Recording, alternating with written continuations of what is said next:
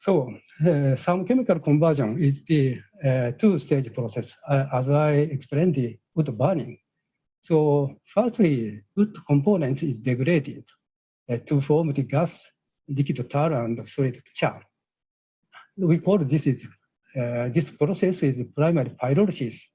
And then these products suffer from the secondary pyrolysis reaction to produce the final products.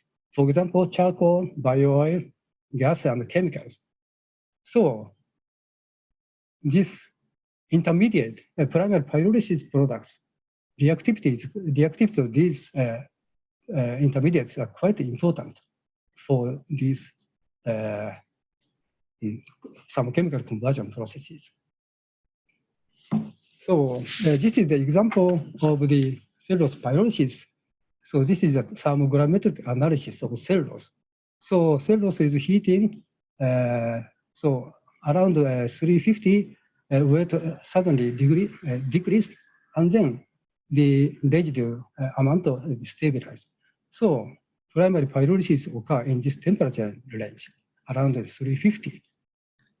And then in this primary pyrolysis, large amount of levoglucosan, this is the anhydrous sugar, anhydrous glucose is produced.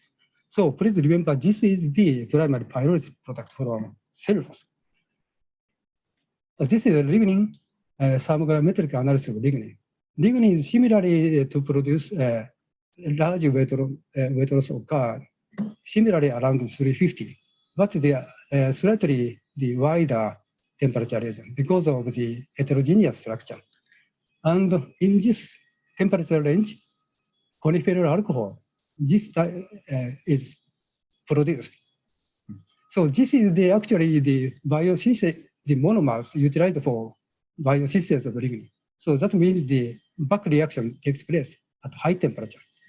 But the coniferal alcohol is not usually recovered as the pyrolysis product of lignin because of the secondary reactivity is quite high.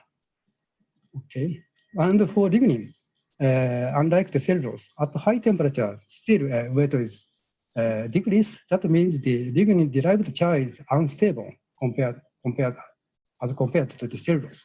So metal become reactive with this temperature, and benzene ring is clipped to form the coke and gas. And many reactions takes place, but these reactions are not focused today. So these primary products, levoglucosan and coniferal alcohol, these are quite unstable against heat.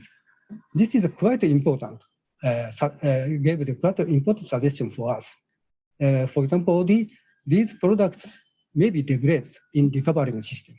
So because of we need to cool down to these gaseous products, and also coking and tar and coking problem related to this characteristics. So from the next slide, I will explain some example of the how unstable and how to improve the stability. Okay. So this is the cellulose-derived volatile products in fate of the cellulose-derived volatile products in gasification.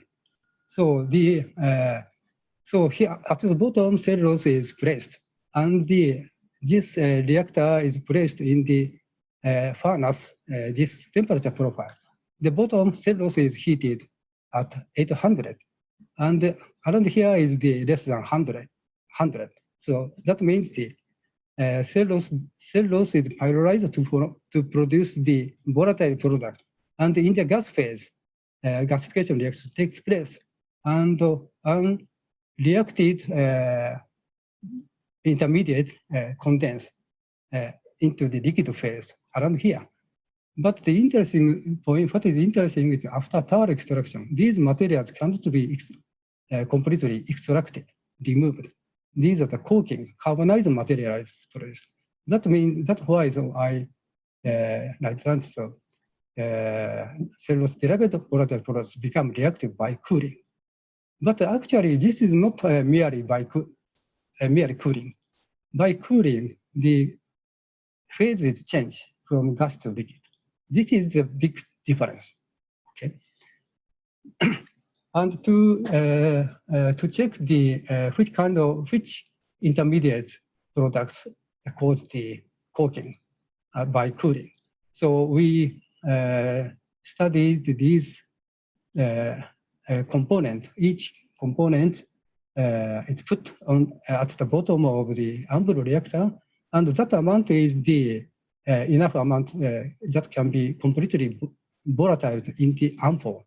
That means no residue. If the completely volatile, no residue. And in the ample and nitrogen, so ample is heated. So the sample is suffer from the molten phase reaction, and this reaction competes with the evaporation. So with this, and then in the gas phase reaction takes place.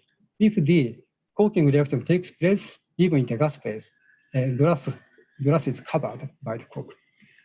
And particularly, we focus on this side because if the coke is produced here, so this coking reaction takes place below the boiling point, that's a dew point.